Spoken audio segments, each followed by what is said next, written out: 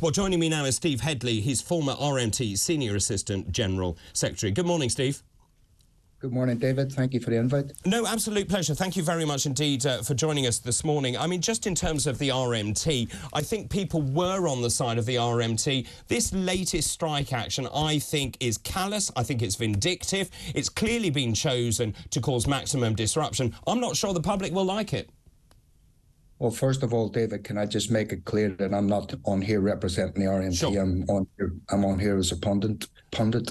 But what I would say is the RMT have taken advice from their members, and the members and the executive committee will have put on that action. And why I think they put on that action is that not because they want to go on strike, but because they want to bring the government, and it is the government. And by the way, the RMT on this occasion are not a public sector union. The companies that they're negotiating with are not in the public sector, they're in the private sector.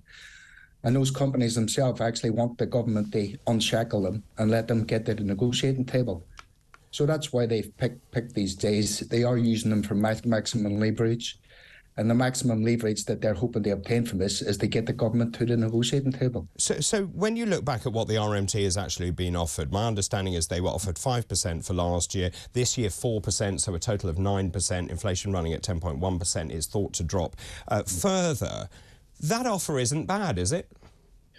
Well, let me first of all talk about inflation, David, because inflation, if you can imagine it, I'm not being patronising, it's like blowing up a balloon. The rate of inflation is the rate that you blow up the balloon, okay? When inflation comes down, it just means the rate of prices rise at a slightly lower rate. So it's come down from 10.5% to 10.1%, but prices are still going up by 10.1%.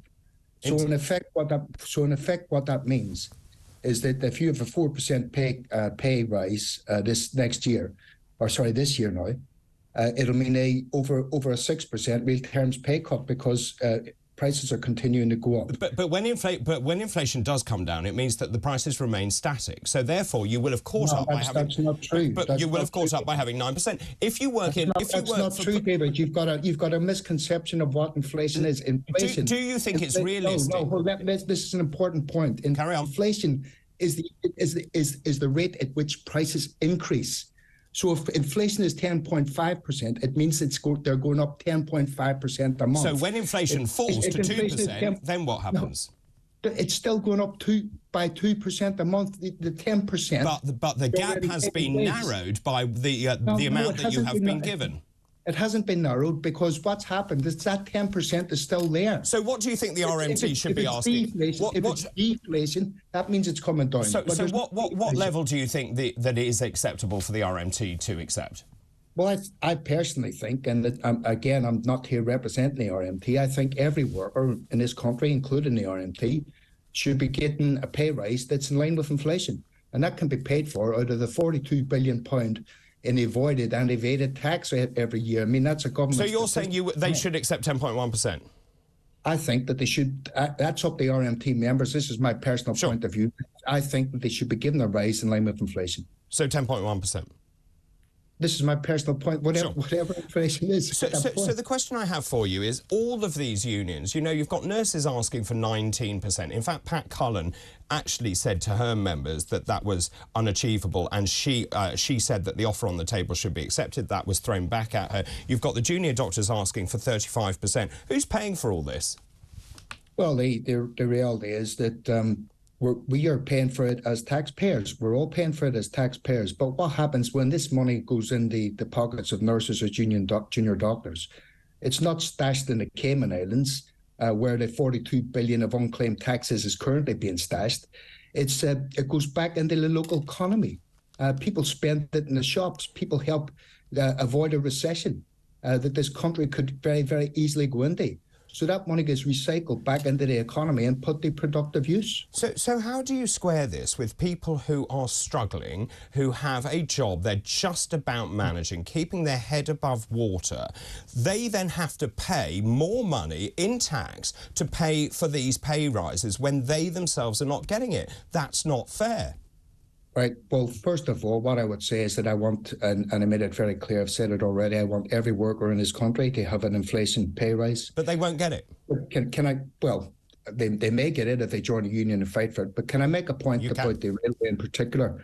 And that is that they've got they've got billions of pounds every year getting paid out to shareholders. And that's because of the nature of the train operating companies and the rolling stock companies. All that money is getting paid in already by the taxpayer, a lot of it.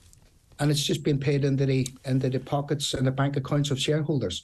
Now, if that system was stopped and that money was used to actually invest in the railway and give people decent pay rises, it wouldn't cost the taxpayer a penny in that instance. So taking your point, isn't your beef with these private rail companies, why are you using the general public as collateral? Well, once again, I'm not here representing the RMT. Why are they using the general public as collateral? Well, they're not using any general public as collateral. What they're trying to do is use the fact that there are certain dates which will bring the government to the table. They will provide leverage. They bring the government to the table. And, we can have this. We can have all these distractions about they pick that date and that date. It's not solving the problem, David. And what they need to do, the government need to get around the table and solve a problem with the nurses, with the railway workers, with public sector workers, and with private sector workers. You see, we need to have a new economic model. I actually think you're turning the public against them, because the fact is they have chosen these dates. So they've chosen the Eurovision Song Contest, which I think is despicable. They've chosen the FA Cup final. They've chosen the Epsom Derby. So they're actually trying to cause maximum disruption to people who are law-abiding, who pay their taxes, who are struggling themselves. That seems absolutely unfair. Well, look, let me just reiterate what I said before, David. I think that they've picked these dates for maximum leverage, not because they want to go on strike, but because they want to bring the government to the negotiating table. Now, there's plenty of time to get a resolution to these disputes, and I hope government take that opportunity, get round the table. Stop playing hardball, stop trying to be the hard men, and get around the table and find a solution with the public sector workers, with the nurses, who we all love, with the other people in the NHS. Because otherwise, we're not going to have an NHS left. We're going to have a service that's completely understaffed. And then maybe that's the point. Maybe they want to make it so bad that people will say, well, privatisation is the only answer. And their friends and the Tory party donors can go in, make a killing, privatise it all, and make more donations to the Tory party. Maybe that's the game. Candice, let me bring you in here. I mean, the thing is, we live in a country now with the highest tax burden in 70 years. People are really struggling. We've seen the price of food go up astronomically. Most people in this country are not getting pay rises. How does this sit with you? I think it's going to become more and more difficult for the taxpayer to fund these huge salaries and these payment contributions. I mean, look at the doctors, for instance. I mean, the huge contributions that the public has to make to their pensions. Over time, this is a huge financial obligation, and unless we get a huge rise in productivity, taxes are going to go up, and that's going to fall on ordinary people, and that's going to be a drain on productivity because people are going to have less money. So how are we going to square this circle? And at some point, something is going to break. Isn't the other problem, Steve, that actually the public are now becoming quite resilient to this? So we know people are working from home, they're not using the railways. Are they actually sort of shooting themselves in the foot a bit? Well, can I just briefly respond to you, Candice, at first? The reality is we have a society now where the rich are getting richer and the poor are getting poorer. The distribution of national wealth is becoming massively skewed in the favour of 1.1% or 0.1% of the population. And, I find it really rich that those people who are making a killing actually begrudge workers, actually keeping their wages and livelihoods in line with inflation. And the Bank of England let it out of the bag. While the billionaires increase their billions, they've told the rest of us that we've got to get used to getting poor, and that's just not an acceptable model of society, and we're going to change it. So, sorry, your question, David, can you just remind me? Yeah, well, I just said, just in terms of keeping the public on side, and given that people are really struggling, they're now working around things by working from home, for example. They're not using the railways. We've seen the data on that in the same way. Do you think the unions will ultimately shoot themselves in the foot? Well, look, there's obviously, an element of truth in what you're saying. People did not have Zoom before the pandemic, and undoubtedly a lot of work's being done because people can access these technological facilities. I think as well, there will be fatigue.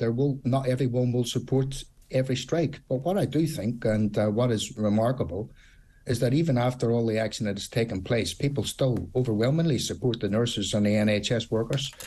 And I think the government are really shooting themselves in the foot. Ultimately, industrial action isn't won by public sympathy or not having public sympathy. It's won by industrial strength. But governments are elected on public sympathy and people support them. So those people now who think that they're being, appealing to their own grassroots, throwing them red meat by attacking trade unions, it's not working. You're not in the 1980s. You're not Margaret Thatcher. It's a different era. Well, it is a different era. I don't think the unions are as strong. I think the government has some resolve, and I certainly feel the unions are trying to actually bring down what they perceive to be a weak government. We'll see how the public support holds up, though. Thank you very much indeed for joining us this morning. That's Steve Hedley, former RMT Senior Assistant General Secretary.